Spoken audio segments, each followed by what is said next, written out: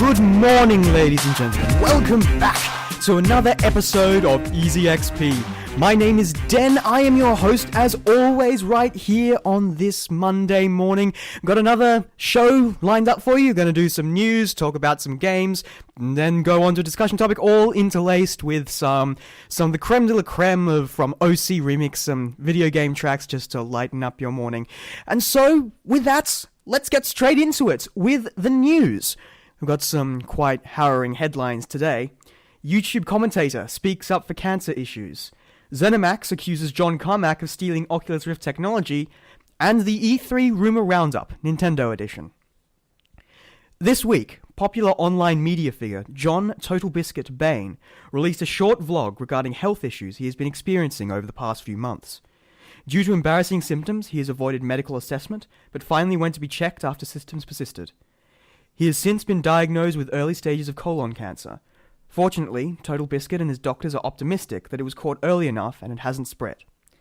Total Biscuit halted his regular programming schedule to provide this information to his viewer base, in the hope that more people will not run the risk he has, in his own words saying that, "I was stupid and it nearly got me killed." Fortunately, it sounds like this is going to have a happy ending. I will keep you informed if this story should progress. Hopefully I won't need to say it.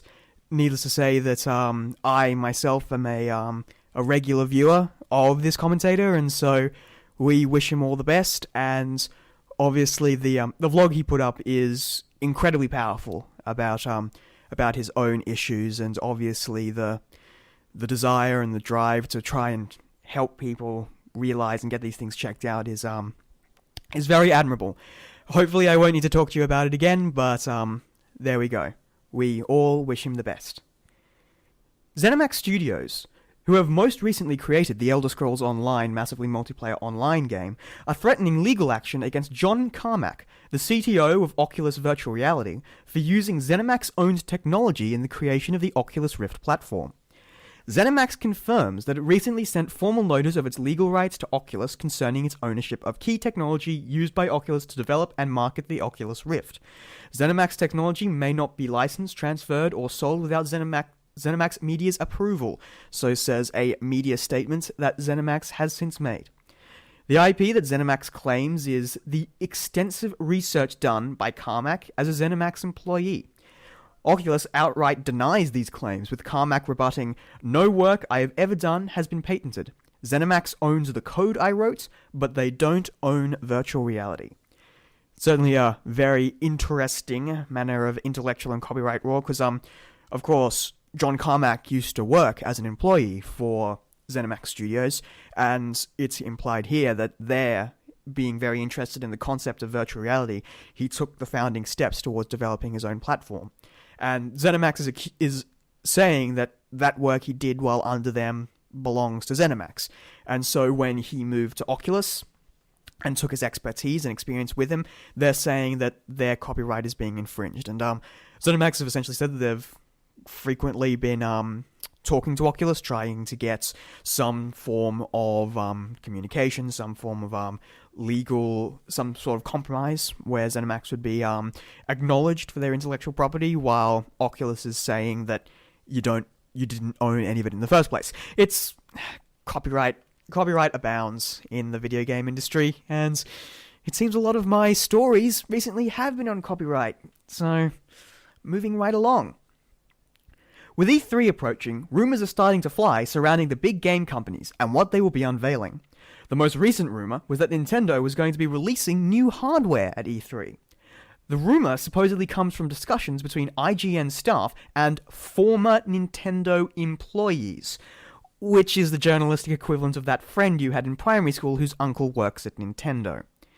Sure enough, Nintendo, which in a break from their usual stance of not commenting on rumours, has officially denied that they will be announcing hardware at E3. What we do know from a recent Nintendo broadcast is that they will most likely not be having a full press conference, continuing the Nintendo Direct model that they trialled last year.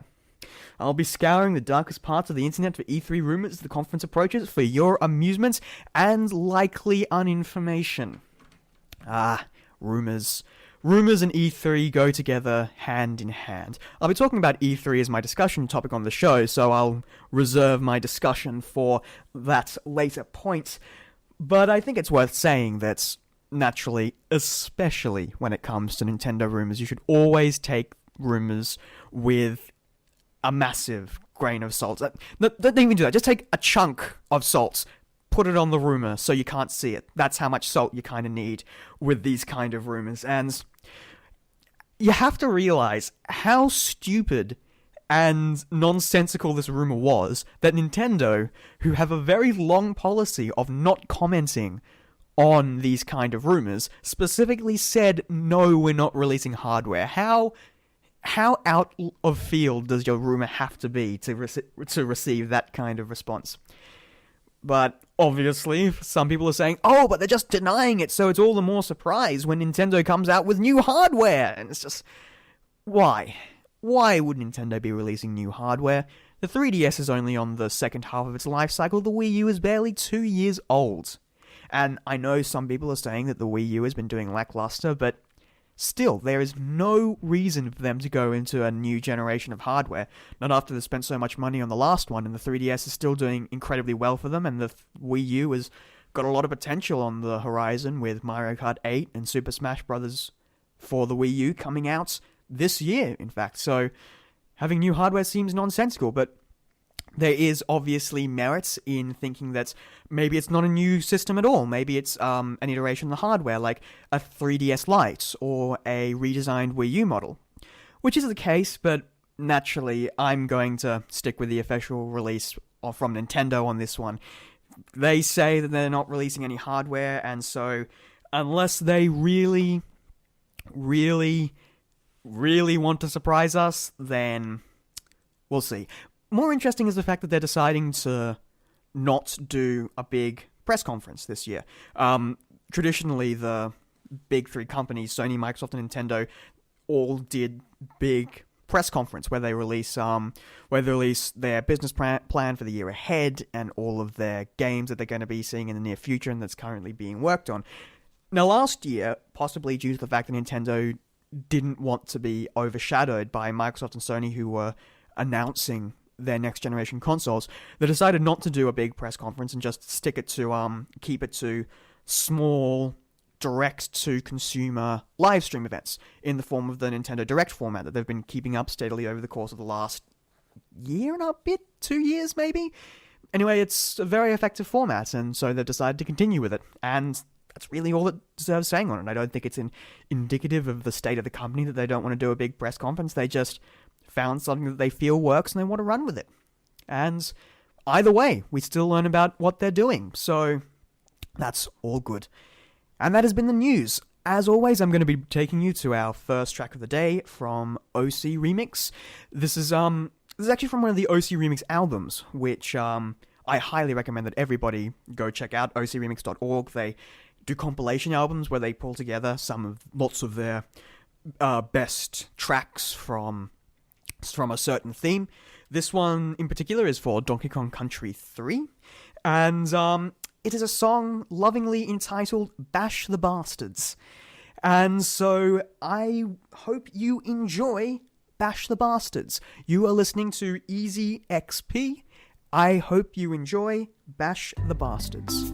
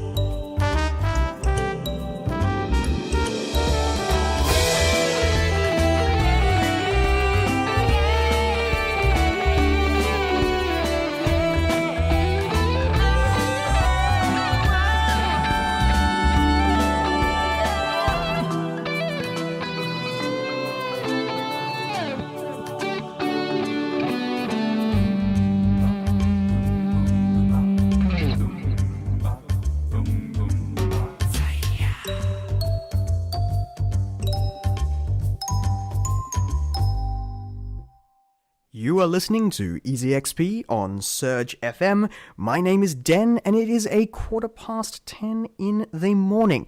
That was, of course, Bash the Bastards from OC Remix users Will Rock and Level 99. A nice little jungle track for your listening pleasure this cold and dreary Monday morning. It's a very nice fit for Donkey Kong Country Returns, isn't it? It's a nice jungle drum sort of thing. I thought I might play that one because, going right into my next topic today, what I've been playing this week, I actually finally got around to acquiring Donkey Kong Country Tropical Freeze for the Wii U. Something that I've been putting off buying for reasons, but now I've got it, have yet to play it, but from what I've heard, it's fantastic, and so I've been feeling a little bit in a Donkey Kong mood, and so I picked that track, which I think you'll agree is a lovely put together little bit of a jungle mix. Okay, so on to what I've been playing. As a university student and as an avid gamer, I am constantly looking for games that I can take with me on campus, that's easy to play, that you don't have to spend too much time to get progress through, that's still enjoyable and challenging naturally, just something to fill those 4-hour gaps between lectures. So obviously, I've got my 3DS, which is brilliant, and I'm still working through Professor Layton at the moment, but actually on my little tablety Windows 8 thingy, you can actually install practically anything you want if you can run it, and I've actually found an old game that I've decided to go back and return to. It's a game that I'm not sure many people might know about. It's an old game called Riven. Riven is, well, I don't know if I'd call it a point-and-click adventure game so much, more a point-and-click exploration game. It's the sequel to a game called Myst, and Myst was infamous for horrendously difficult logic puzzles and observation puzzles, and Riven is the sequel to that. Now, a bit of trivia. Riven was actually one of the first games that I ever played. Maybe not the first, but definitely one of the first. I can't remember when we got it. I think we got it with a CD drive, potentially. Basically, what happens is, Riven is an incredibly old game. Incredibly old. Before 2000s. But it looks like a modern game. Like, if you just showed a screenshot of it to somebody, they'd say, oh, this looks close to a modern game. This looks like a this generation game. The reason it does is because the entire game is actually pre-rendered. And not the kind of movement-based pre-rendered that you find in things like Donkey Kong Country or some of the Final Fantasies, but entirely pre-rendered. The game could literally be made in PowerPoint, because the entire thing consists of pre-rendered pictures and images, and you click away around, and they sort of piece together and fade away to sort of create the illusion of going through this world. And it was the same with Myst. It was basically, they had so much space on these newfangled CD things that they basically said, okay, we don't need to process anything, we just pre-render everything, make it look as good as you can, pre-render everything, and just put the uncompressed pictures on the CD. We have room for that now. And naturally, so Riven, a game which came out in 90s, I think, it came on 5 CDs. 5. Which means that for a game that came out in the 90s, it was 4 gigabytes big. And people who know anything about technology know that that amount of space back in those days was immense. Like, just 4 gigabytes. And, well, it's been re-released to Steam. And so I downloaded it, put it on my tablet, and I am digging it. Essentially what happens is, you get given a fraction of a story, a book full of history, then you get dropped on an island. That's it. The game doesn't tell you anything else. Based on the history you're given, the bit of a story you know, you sort of know what you're doing, you've got to find someone, and so you start looking. Start exploring the island. You've got to try and find a way to work your way around the island, figure out how everything's used, how everything works, and find ways to progress and hopefully eventually find who you're looking for. The game is masterfully atmospheric. For something that only runs at a 640 by 480 resolution in a tiny square in the middle of my screen, I've never been so engrossed in a world.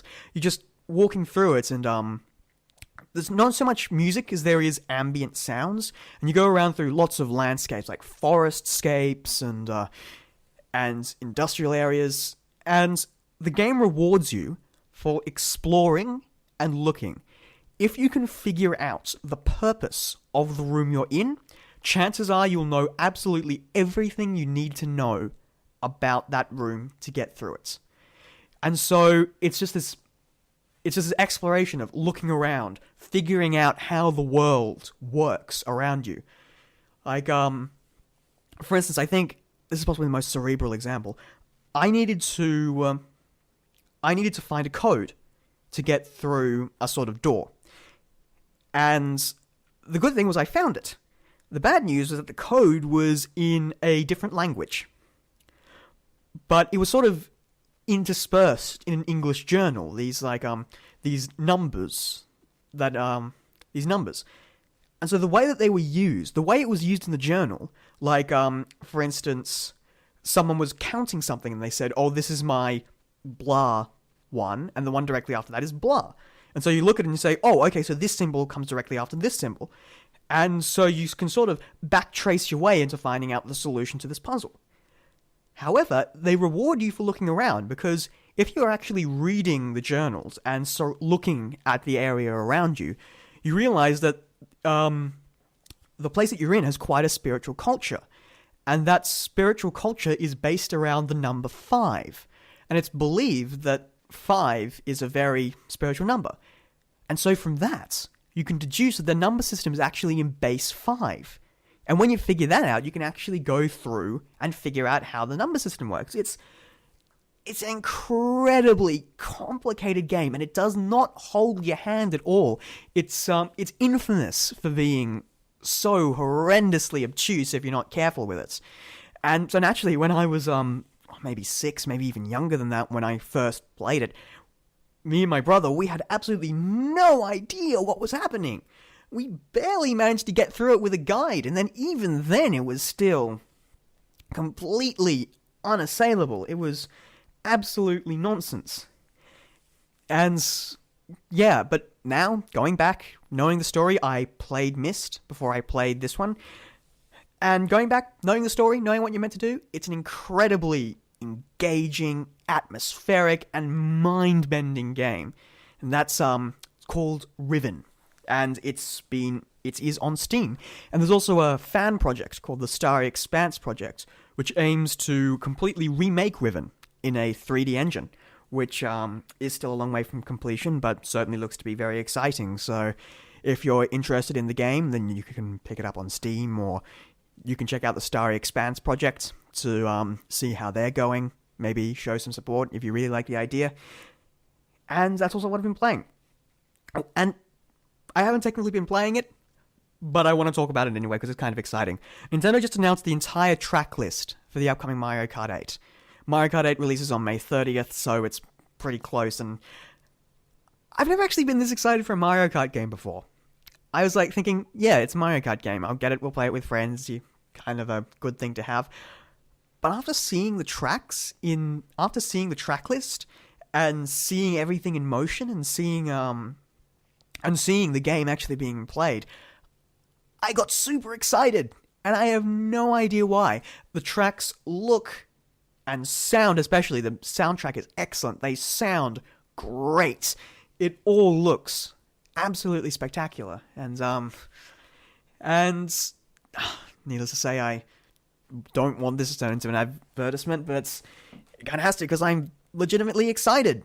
And if you want to go and check them out for yourself, Nintendo on their official website is showing videos of the entire tracks, and fans of the series might recognize some fantastic tracks like Toad's Turnpike from the N64 and Yoshi's Valley from the N64. Two of the better tracks in the N64 game have been completely remade for it, and yeah, I'm looking forward to picking that up. And so I suppose that's what I've been playing this week.